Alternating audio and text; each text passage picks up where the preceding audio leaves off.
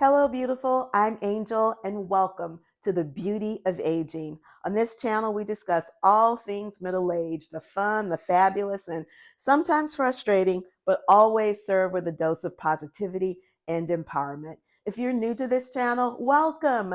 And if you're returning, thanks so much for subscribing and supporting. And most importantly, thanks for commenting, because those comments drove the topic of today's video. In my last video, I touched on 3 factors that helped me shed 30 pounds of menopause weight. By adopting a more plant-forward diet, it's a healthy and sustainable way to shed and keep off those menopause pounds. In your comments, you overwhelmingly asked me to share some of my favorite meatless versions of New Orleans classics. Say less. So today I'm going to show you how to make one of my all-time favorite, most comforting and nostalgic dishes that I grew up eating at least once a week, usually on a Monday, and that's New Orleans style red beans and rice. Come on, meet me in the kitchen.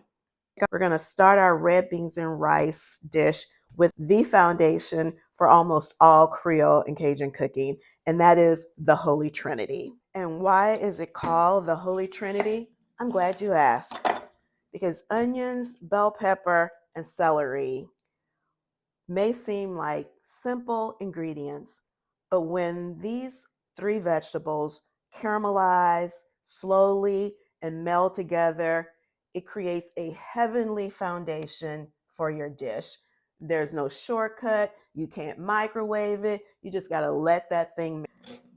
Now, of course, you know you can do this in the food processor.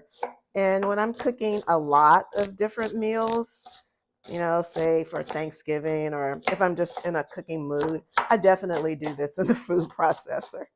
But 1 pot of red beans and rice. And sometimes it's just therapeutic to chop vegetables. I know this may look like a lot for 1 little pot of beans, but trust me, that's gonna all cook down. So it's not. Did y'all see my amateur move where I left my second camera on the island while I was chopping onions? I am not chopping up more onions just so I can remove that camera, just so you know. Most frequently used kitchen tools, and that's the Instapot, because it really cuts down the cooking time of a lot of things that you would normally have to really nurse for hours. Red beans is one of those things. Olive oil is pretty warm. We're gonna go ahead and get that started. I want to make people think you've been cooking like crazy. Honey, saute some onions and olive oil, and your whole house will smell like a restaurant. I already told you, no shortcut. You just got to let those seasonings saute. But in the meantime, we can chop up our garlic. Our vegetables have been going for about 10 minutes. They're almost where I want them, but I'm going to add a little bit more olive oil. I'm 60 plus, and I've been cooking this meal all my life.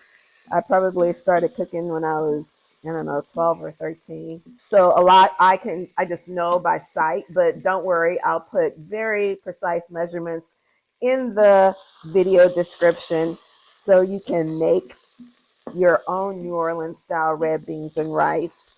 So I've turned off the saute mode of the Instapot because my Holy Trinity is exactly where I want it. And now is actually when I'm going to put the garlic in, because now I don't have to worry about it overcooking, burning, and getting bitter, as garlic will do. Not quite ready for the beans, almost though. A great flavor enhancer I found in my meatless versions of meals is smoked paprika.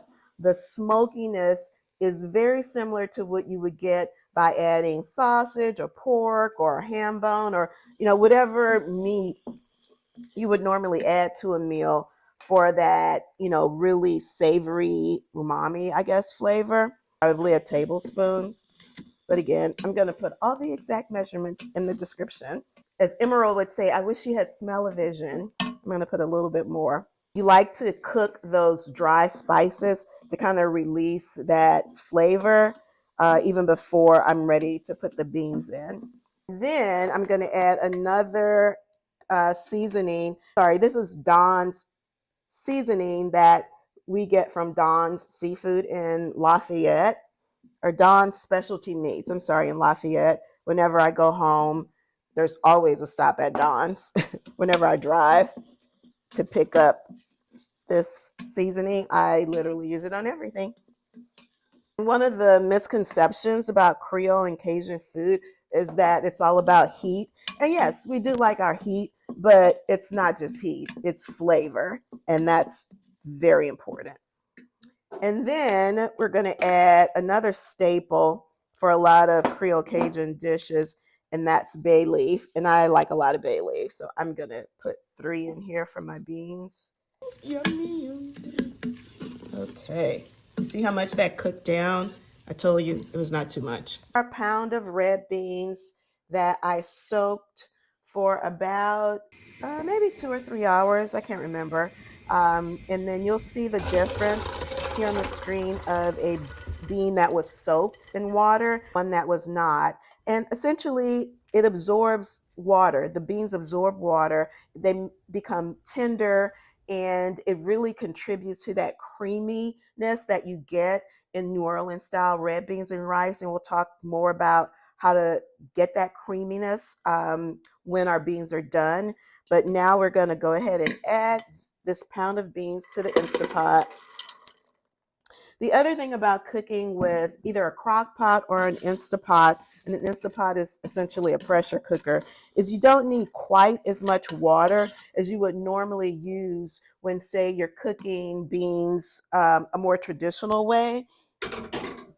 Say like with a roaster like this. Like this is how my mother would cook beans.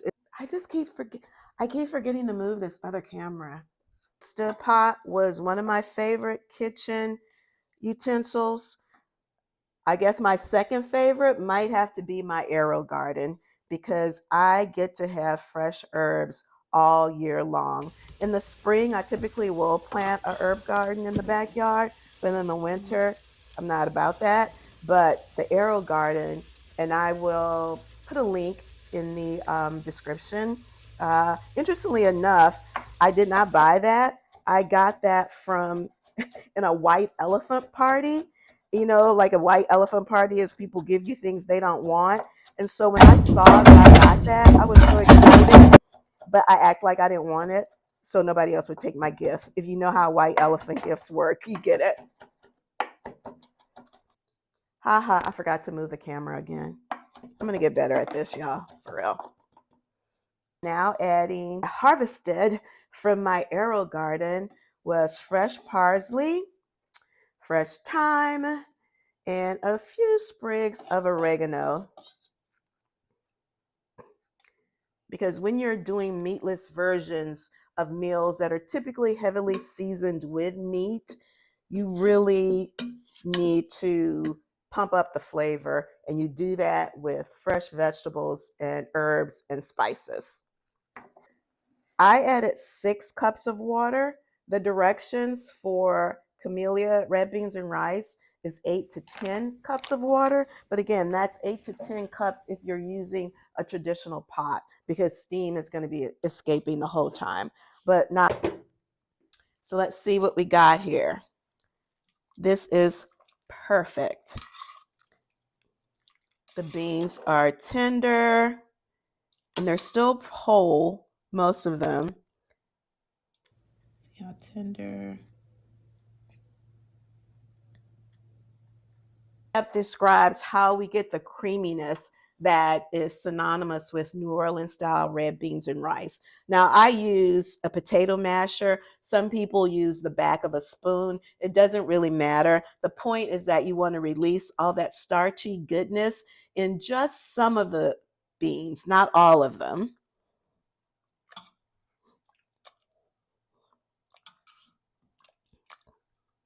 And if you feel like your beans have more water than you would like, you can just cook it down a little bit more with the top off. And on the Instapot, that would be the saute mode. Let's taste, even without rice.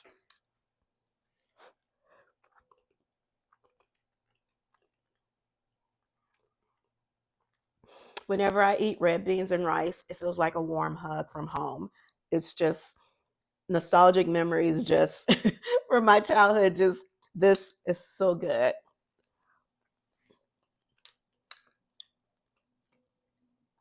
It really doesn't need anything.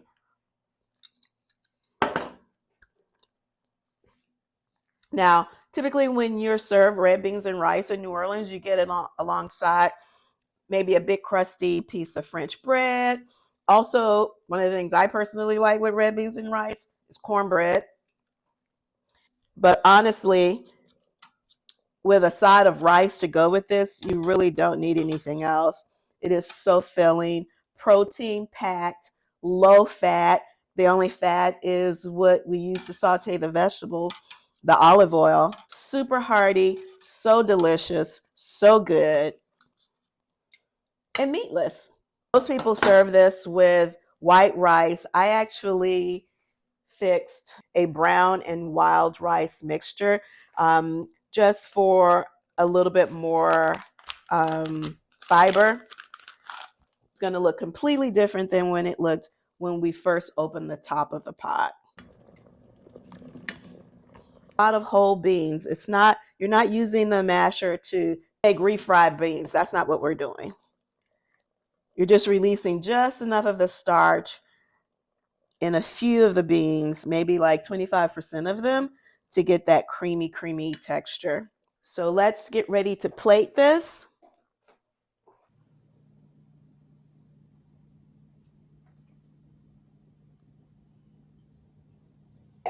Flavorful, check. Protein pack, check. Meatless, check. The bomb, check.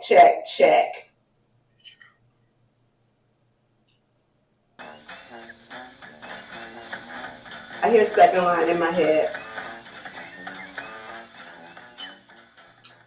Try this recipe. You won't be disappointed. Let me know what you think. Leave your comments below. Thanks so much for watching. I appreciate you. Don't forget to subscribe, comment, and share. I'll see you next time. Until then, laissez le bon temps rouler.